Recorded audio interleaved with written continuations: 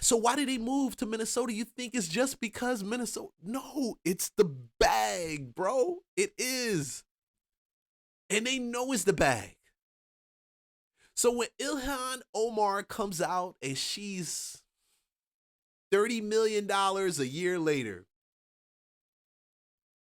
and they don't want you talking about this. They only want you talking about Renee Good and the justice that's there. I'm sitting back like, damn, I need to run for Congress. Oh, no. Can I run for Congress? Oh, no. Congress? Oh, no. Can I run for that? I mean, dude. Because all you got to do is fool people enough for them to vote for you. All you got to do is tell them that you with them and they'll vote for you. But when people start talking about it,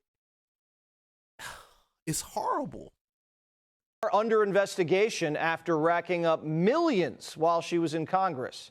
Senior national correspondent Kevin Cork has it. What's up, Kevin? Good to see you, my friend. What's the old saying? Follow the money? Well, that's precisely what the House Oversight Committee is doing. They are probing squad member Ilhan Omar's skyrocketing family wealth, Jesse, especially in the wake of that $9 billion, some would argue $19 billion, Somali social services fraud scandal that exploded in her district in Minnesota. The oversight chair, James Comer, says his team's lawyers are exploring the extraordinary step of subpoenaing Omar's spouse over his curious business practices. Republicans want to know how the Somali-born Omar and her politically connected husband Tim Minette went from being nearly broke to being worth around $30 million in just a year, according to her 2024 disclosure forms. Quoting Comer now, there are a lot of questions as to how her husband accumulated so much wealth over the past 2 years. It's not possible. It's not. And he's a money guy. Minette and his partner. And you know what's worse is I feel that after all of this, if she's not taken out of office, if nobody's arrested, nobody is removed from office, Trump is going to leave office in the next 3 years, and J.D. Vance may get the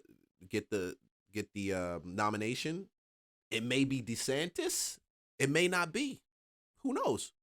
But I believe the way that the system is so screwed up right now, she'll end up making more money.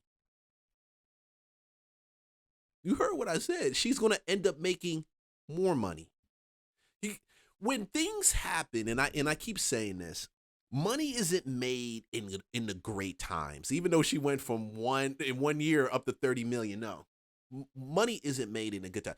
Money in real estate, and I can't talk to you about stocks. I don't trade stocks. I can't talk to you about all these other things. I can say money in real estate is made when times are bad. Like I know a guy right now, he posts on his Facebook, but yeah, I got under contract, 2 contracts over market value, because he probably chose the right deals, right locations with the right build out. But there's a ton of people around him that their deals aren't selling. And this is when, don't let them get you fooled, okay? This is still a real hard market when it comes to real estate, because what the DOJ did with the real estate commission, the realtor board, it jacked up so much stuff. I mean, I've had contracts where the agent on the other side never negotiated their side, and then we're under contract a week or two in, and they're like, "Hey, how much do I get paid?" No, you're not getting paid anything. You didn't negotiate it. See, money's made when things are chaotic. That's why I say he's right. You got to follow the money. You got to follow money and find out where this money is going. More importantly, during this time, dude, you got to realize that these bad, chaotic situations are only going to enhance the pockets of the people that they're talking about. I personally believe that. Yeah, Trump is going to make more money as a president, but when he's done his presidency. But let's be for real, every president has done that. Let's even be more for real. They get speaking engagements where they $150,000 to speak. There is something going on in there. And when people say it and we talk about it, We're just not saying it just to say it, because they're not going to be held accountable, because the same nonprofits that are supposedly on the side of justice, they're getting a check too.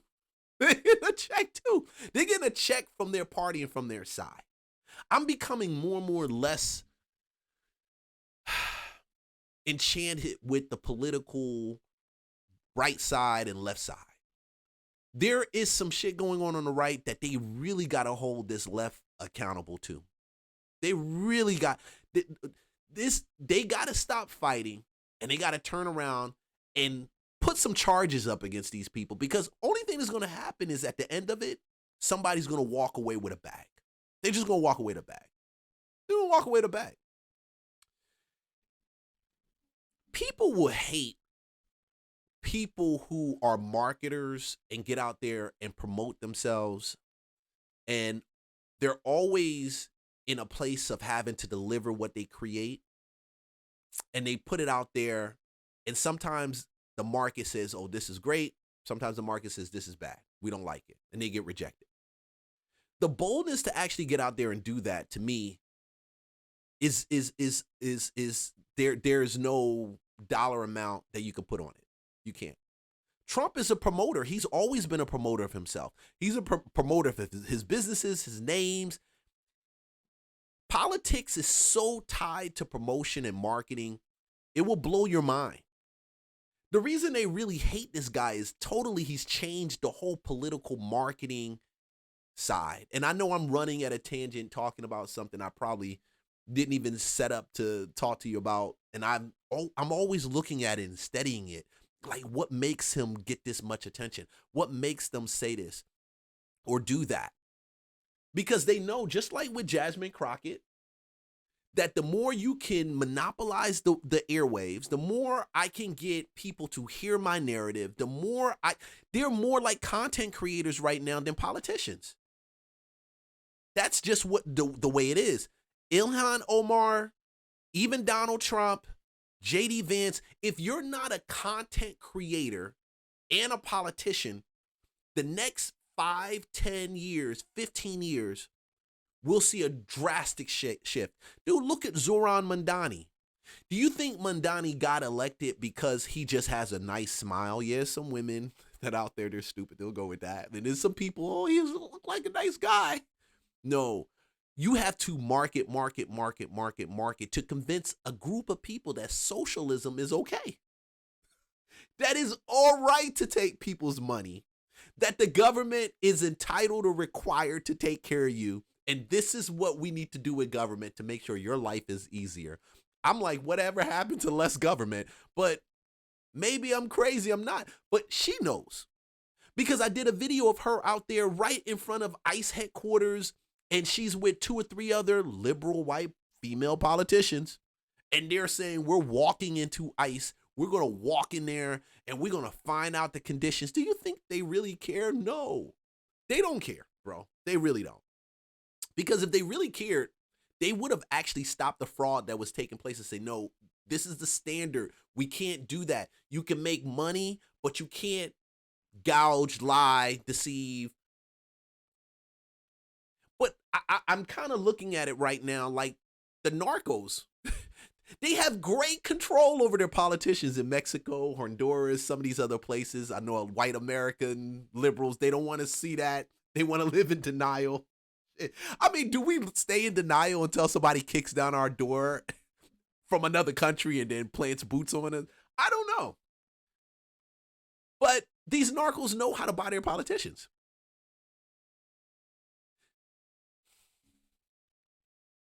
Who bought her?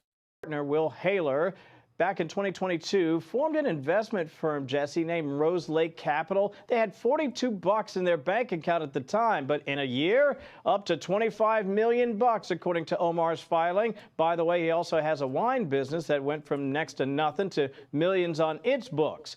Not surprisingly, associates were so perplexed about the irregularities, they brought information and attention to the feds to, look into it. Now, for her part, now, what I do know, and you have to realize that when you get in that place of power, of influence, You will get people that will do business with you because they know you're in that place of power. And if they know you have that position, they will do business with you.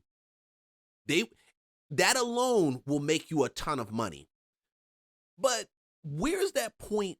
Will it make you 30 million? Does that mean now? And what are you exchanging for their business? Are they just buying into your company? To me, it's easy to make a company that is I think one of her husband's company, he's like an angel investor, almost like an investor that invests in businesses and startups and stuff like that. You got to get money to do that. I personally believe once he married her, once they moved to that position, once her name is CNBC, NBC, ABC, they start reaching out to her. They reach out to her. They give her money. Deals are cut on the back end, and it shows up in their company as, and look, this is allegedly, I am just throwing it out there. To me, just knowing business, this is the most logical way that they would probably scam scam that money in. They show up and they pay him. They become an angel investor. That's the only way to kind of say, where does this money come from? Nobody protesting in Minnesota will have this conversation. They will say this is an attack against a woman of color. And man, you a black man, you should not be attacking a woman of color. My God comes before my color. My relationship with God and comes before it. Man, anyway. The Congresswoman has repeatedly, and I say defiantly, denied any wrongdoing while being also careful to criticize the ongoing probe. But, you know, sometimes they say, Jesse, the ones who yell the loudest have the most to hide. Well, innocent until proven guilty. I'm sure everything was perfectly legal. We're just checking to find out. Kevin, good to see you. Hey, Sean Hannity here. Hey. Yeah, innocent until proven guilty. That's for sure. And yeah, it may be legal, may not be legal.